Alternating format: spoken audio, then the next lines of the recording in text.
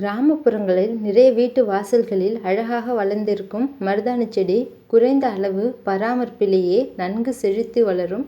இந்த செடியை தற்போது நகர்ப்புறங்களில் அப்பார்ட்மெண்ட் வாசலில் கூட வைத்து வளர்க்கிறார்கள். இந்த செடி வீட்டு வாசலில் இருந்தால் லட்சுமி கடாட்சம் உண்டாகும் என்று சாஸ்திரம் சொல்கிறது. மருதாணி இலைகளை பறித்து அரைத்து கைகளுக்கு இட்டுக்கொள்ள ஆசைப்படாத பெண்களே இல்லை.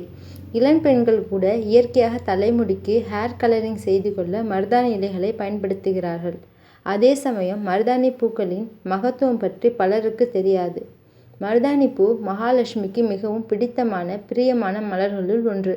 இதில் நேர்மறை ஆற்றல் அதிகமாக நிறைந்துள்ளது. இந்த பூவை கொத்து கொத்தாக பறித்து பூஜை அறையில் மகாலட்சுமியின் படத்துக்கு வைத்து வழிபட கடன் தொல்லை நீங்கும், செல்வ செழிப்பு ஏற்படும். கூந்தல் வளர்ச்சிக்கு துணை புரிகிறது இந்த மருதாணி பூக்கள். இந்த பூக்களை தேங்காய் எண்ணெயில் போட்டு காய்ச்சி இறக்கி ஆறியதும் பாட்டிலில் சேகரித்து வைத்து தினசரி தலைக்கு தடவி வந்தால் நாள்பட்ட தலைவலி நீங்கும், கூந்தல் செழிப்பாக வளரும்.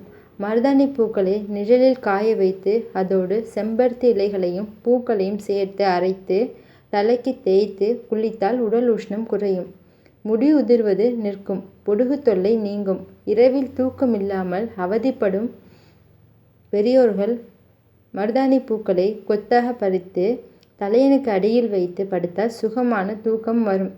காலில் தோன்றக்கூடிய தேமல் மற்றும் கரப்பான் புண்களுக்கு மருதாணி பூவை அரைத்து புண்கள் மீது பற்று போட விரைவில் ஆகும்.